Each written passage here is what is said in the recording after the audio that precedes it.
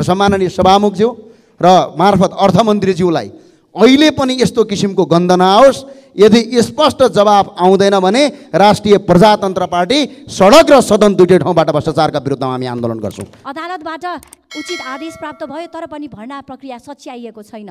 राष्ट्रिय चिकित्सा शिक्षा ऐन 2075 को परिच्छेद 6 को दफा 16, 17 र राष्ट्रिय चिकित्सा शिक्षा नियमावली 2077 को परिच्छेद 5 को दफा 18 र 20 मा योग्यता क्रम अनुसारको भर्नाको स्पष्ट व्यवस्था छ। मन्त्रीहरूले नेतृत्व गर्नुपर्ने कतिपय संयन्त्रहरूको बैठकै बसेको छैन, जसको कारणले गर्दा काठमाडौँको महानगरले उठाउनु भएको कतिपय विषय, महानगर प्रमुखले उठाउनु भएको कतिपय विषयहरू मन्त्रीलाई भेटघाट गर्ने कुरामा किन सीमित भएको छ भने त्यहाँ सक्रिय हुनुपर्ने संयन्त्रहरू सक्रिय भएको छैन। समस्या स्थानीय सरकारमा पनि छ। स्थानीय पालिकाहरूले गर्नुपर्ने कतिपय कामहरू गरेका छैनन्, तर सङ्घको सरकारले हरेक वर्ष कहिले सीसीटीभी काण्ड र कहिले मुसा काण्ड आउन थाल्यो। उदेक लाग्छ बाहिर बसेर हेर्ने हो भने। हामीले अहिले साल सोचेका थियौँ यस्ता कुनै काण्डहरू आउँदैनन् र बाहिर सुनेर बस्ने मान्छेलाई पनि वाक्क दिक्क भइँदैन भन्ने लागेको थियो। तर हिजो 81 छापामा यस्ता कुराहरू आए कि अहिले अछुतो नै नरहने गरी यस्तो सेटिङ मिलाउने र विधि र प्रक्रिया मिलाएर चाहिँ भ्रष्टाचार भए भन्ने कुरा बजारमा छ्यापछ्यापी छ। सम्माननीय सभामुख मार्फत अर्थमन्त्रीज्यूलाई मेरा 5 वटा प्रश्न छन्। पहिलो, करको दर फाइनल गर्नका लागि जेष्ठ 14 गते राति सचिव, अर्थमन्त्री, आन्तरिक राजस्व विभागका महानिर्देशक मात्रै गोप्य रूपमा बस्ने प्रचलन छ। तर यस वर्षको जेष्ठ 14 गते राति आर्थिक विधेयक फाइनल गर्ने क्रममा भन्सार विभागका पूर्व नासु रामकृष्ण श्रेष्ठलाई सहभागी गराइएको भन्ने छ। यो वास्तविक कुरो के हो? अर्थमन्त्रीले अगाडि बसेर रोस्टमबाट हामीलाई जवाफ चाहिन्छ। र अर्को 2 नम्बरमा अर्को कुरो के छ भने यस वर्षको बजेटले इलेक्ट्रिकल भेहिकल 50 देखि 100 किलोवाटसम्मका विद्युतीय सवारीमा भन्सारको महसुललाई 10% बाट 15% बढाएर 15% पुर्याएको छ भने 10% अन्तशुल्क लाग्ने व्यवस्था गरेको छ। यस्तो अति संवेदनशील सूचना बजेट अघि चुहाएर व्यवसायीहरूलाई लाभ पुर्याएर बजेट भाषणको मुखमा करिब 1100 भन्दा बढी 4 पाङ्ग्रे विद्युतीय सवारी गाडी अस्वाभाविक रूपमा नेपाल भित्राएका छन् भन्ने कुरा छ। त्यसबाट सरकारले करिब 90 करोड राजस्व गुमाएको छ भन्ने पनि छ। यसको वास्तविकता के हो? रोस्टममा उभिएर हामीलाई जवाफ चाहिन्छ। यहाँ छलकपट गर्न पाइँदैन। र अर्को तेर्सो कुरा छ। तेर्सो कुरा चाहिँ के छ भने सम्माननीय सभामुख महोदय, भन्सार विभागका उपसचिव स्तरका कर्मचारीहरू समेत प्रवेश पाउँदैनन्। नपाउनु पर्ने संवेदनशील क्षेत्रमा पूर्व नासु श्रेष्ठले कसरी प्रवेश पाए? यसको जवाब चाहिन्छ। पूर्व कर्मचारी श्रेष्ठलाई कसको स्वार्थका लागि, कसको प्रतिनिधि बनाएर, कुन स्वार्थ पूर्तिका लागि आर्थिक विधेयक बनाउन अति गोप्य कक्षमा लगिएको? यसको हामीलाई स्पष्ट जवाब चाहिन्छ। रापरवालाई स्पष्ट जवाब चाहिन्छ। र अर्को कुरा 4 नम्बरमा मेरो भन्सार विभाग नेतृत्वहीन जुनियर बनाएर सेटिङ गरिएको छ। जस्तै यसपटकको बजेटमा करका दरहरू फाइनल गर्ने खटिएका सेवन्त पोखरेल भन्सार विभागका जुनियर उपमहानिर्देशक हुन्। विभागका तत्कालीन महानिर्देशक चक्रबहादुर बुढाको सरुवापछि वैशाख 30 गते सरुवा भएपछि कामु महानिर्देशक जिम्मेवारीमा रमेश अर्याल थिए। तर बजेटको मुखैमा उनी नाटकीय ढङ्गबाट अस्ट्रेलिया भ्रमणमा जान्छन्। अस्ट्रेलिया भ्रमणमा जाने निमित्तको जिम्मेवारी उनै सेवन्त पोखरेललाई पर्छ।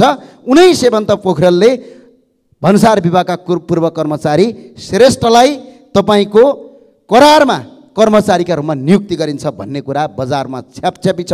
यसको हामीलाई जवाब चाहिन्छ। त्यो भएको कारणले गर्दा सम्माननीय सभामुखज्यू, एउटा के कारणले अहिले पनि गैर कर्मचारीलाई आर्थिक विधेयक चलाउन दिँदा अप्ठ्यारो पर्ने भयो? यहाँ त भोलि छानबिन हुन्छ। त्यो भएको हुनाले पूर्व कर्मचारी रामकृष्ण श्रेष्ठलाई करारमा नियुक्ति के कारणले गरियो? यसको स्पष्ट हामीलाई जवाब चाहिन्छ। र सम्माननीय सभामुखज्यू र मार्फत अर्थमन्त्रीज्यूलाई अहिले पनि यस्तो किसिमको गन्ध नआओस्। यदि स्पष्ट जवाफ आउँदैन भने राष्ट्रिय प्रजातन्त्र पार्टी सडक र सदन दुईटै ठाउँबाट भ्रष्टाचारका विरुद्धमा हामी आन्दोलन गर्छौँ। हस्, धन्यवाद। मण्डलाबाट यस सदनतर्फ मोडिँदै गर्दा सेतो कोटमा प्ले कार्ड बोकेर बिरामी हेर्न छोडेर डाक्टरहरू सडकमा देखेपछि यो विषय यस सदन मार्फत सरकारवाला समक्ष पुर्याउनै पर्छ जस्तो लाग्यो। प्रोफेसर डाक्टर गोविन्द केसीको निरन्तरको साधना तपस्या र अभियान मार्फत स्थापित चिकित्सा शिक्षा आयोग पछिल्लो समयमा विचलित भएको जस्तो देखिन्छ। स्नातकोत्तरतर्फको विद्यार्थी भर्नामा म्याचिङ प्रणालीमा योग्यताक्रम मिचिएको छ। अदालतबाट उचित आदेश प्राप्त भयो तर पनि भर्ना प्रक्रिया सच्याइएको छैन। राष्ट्रिय चिकित्सा शिक्षा ऐन 2075 को परिच्छेद 6 को दफा 16, 17 र राष्ट्रिय चिकित्सा शिक्षा नियमावली 2077 को परिच्छेद 5 को दफा 18 र 20 मा योग्यताक्रम अनुसारको भर्नाको स्पष्ट व्यवस्था छ। एकीकृत प्रवेश परीक्षाको मूल मर्म नै जान्नेलाई छान्ने हो। तर यहाँ यसपटकको त्रुटिपूर्ण कार्यविधिले कम अङ्क ल्याउने विद्यार्थीले भने छात्रवृत्ति पाउने, रोजेको विषय र शिक्षण संस्था पाउने, तर बढी अङ्क ल्याउने विद्यार्थीले भने छात्रवृत्ति पनि नपाउने, शिक्षण संस्था र विषय पनि रोज्न नपाउने अवस्था सिर्जना भएको छ। यसले गर्दा जेहेन्दार विद्यार्थीको मेहनतमाथि पनि कुठारघात भएको छ। नियमावली र ऐनको पनि यहाँ मर्मलाई मिचिएको छ। तसर्थ म सभामुख महोदय मार्फत यो समस्या राख्न मात्र होइन, समाधानका उपाय पनि दिन चाहन्छु। विगतको वर्ष झै auto upgrade system computer based प्रणालीमा म्याचिङ गर्ने हो भने त्यो समस्या समाधान हुन्छ। ऐनको पनि र नियमावलीको मर्मलाई समेट्छ र अदालती आदेशको पनि सम्मान पुग्छ। तसर्थ सभामुख महोदय मार्फत म शिक्षा मन्त्रीज्यूलाई आग्रह गर्न चाहन्छु, तत्कालै यो भर्ना प्रक्रिया सच्याइयोस् र थप क्षति हुनबाट स्वास्थ्य संयन्त्रलाई जोगाइयोस्। धन्यवाद। सभामुख महोदय, बागदरबार र सिंहदरबार बीच टकराउ देखिएको छ। काठमाडौँ महानगरपालिकाले फोहोर नउठाउने भनेको छ। एउटा निर्वाचित जनप्रतिनिधि स्थानीय सरकारको प्रमुखले आफ्नो असहमति प्रकट गर्दै गर्दा अत्यावश्यक सेवा अवरोध गरेर आफ्नो माग सुनवाई गराउने शैली, प्रयोग भएको भाषा, लवज यो ठिक वा बेठिक यसका बारेमा बहस हुन सक्ला, बहस गरौँला यथोचित समयमा। यो विषयमा प्रवेश पनि गरौँला। तर अहिलेलाई म सम्माननीय प्रधानमन्त्रीलाई आग्रह गर्न चाहन्छु, कुनै विलम्ब नगरिकन, कुनै आग्रह नगरिकन काठमाडौँ महानगरपालिकासँग छलफल गरियोस्, संवाद गरियोस्। जुन विषय अहिले सल्टाउनु पर्ने हो सल्टाइयोस्, जुन विषयमा समझदारी कायम गर्नुपर्ने हो समझदारी कायम गरियोस्, जायज मागहरू पुरा गरियोस् र हामी काठमाडौँका जनप्रतिनिधिहरूलाई पनि यो प्रक्रियामा सम्मिलित गराइयोस्। तर विषय काठमाडौँ र अहिलेसँग मात्र सम्बन्धित छैन। अहिले हामी सिंहदरबार गयौँ भने हामी थुप्रै पालिकाका प्रमुखहरू त्यहाँ अहिले यत्रतत्र हामी हल्लिरहेको देख्छौँ। प्रशासकीय प्रमुख माग्न आउनुभएको छ, कोही सर्व रोक्न आउनुभएको छ, कोही सर्व गराउन आउनुभएको छ। शिक्षाको काम, स्वास्थ्यको काम लिएर सबै काठमाडौँ आएर थोप्रिनुपर्ने अवस्था आएको छ। सरकारले कतिपय ठाउँमा 2 महिना मात्र बाँकी हुँदै गर्दाखेरि बजेट बनाउने बेलामा कैयौँ प्रमुखहरूको सर्वा गरेको छ। निजामती ऐन, शिक्षा ऐन, स्वास्थ्य ऐन हामीले गर्नुपर्ने कामहरू समयमा गरेका छैनौँ। यो संविधानले 3 तहको सरकार भन्छ र कोअपरेटिभ फेडरलिजमको मान्यताको आधारमा चल्नुपर्ने भन्छ सम्माननीय सभामुख महोदय। तर यो मर्मलाई हामीले आत्मसात गरेका छैनौँ। फोहोर व्यवस्थापनदेखि यातायात, पूर्वाधार लगायतका शिक्षा, स्वास्थ्य कैयौँ विषयहरूमा प्रदेश सङ्घ र स्थानीय सरकार, कतिपय ठाउँमा स्थानीय सरकारहरूको बिचमा समन्वय भयो भने मात्रै यथोचित परिणाम प्राप्त हुन सक्दछ। तर यो हुन सकिरहेको छैन। यसमा सङ्घको सरकारले प्रोएक्टिभ रोल गर्नुपर्ने हो।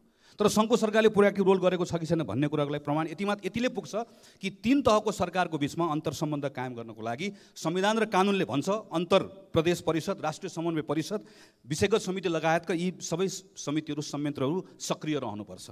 अहिले हामीले हेऱ्यौँ भने प्रधानमन्त्री अध्यक्ष रहेको अन्तर प्रदेश परिषदको बैठक 2076 सालदेखि बस्न सकेको छैन। राष्ट्रिय समन्वय परिषदको त अहिलेसम्म पूर्णता पनि पाएको छैन। मन्त्रीहरूले नेतृत्व गर्नुपर्ने कतिपय संयन्त्रहरूको बैठकै बसेको छैन, जसको कारणले गर्दा काठमाडौँको महानगरले उठाउनु भएको कतिपय विषय, महानगर प्रमुखले उठाउनु भएको कतिपय विषयहरू मन्त्रीलाई भेटघाट गर्ने कुरामा किन सीमित भएको छ भने त्यहाँ सक्रिय हुनुपर्ने संयन्त्रहरू सक्रिय भएको छैन। समस्या स्थानीय सरकारमा पनि छ।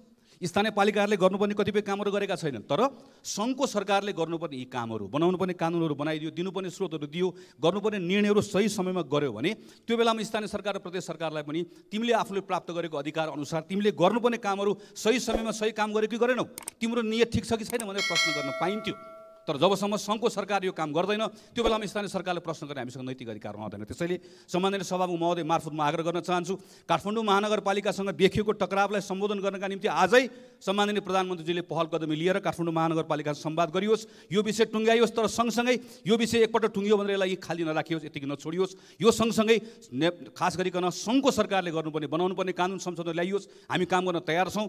यो संयन्त्रलाई क्रियाशील बनाउनुपर्ने संयन्त्रलाई क्रियाशील बनाइयोस् र स्थानीय सरकारहरू काठमाडौँमा आएर सिंहदरबार वरिपरि घुम्नुपर्ने अवस्थालाई अन्त्य गरियोस्, यो माग राख्न चाहन्छु। धन्यवाद।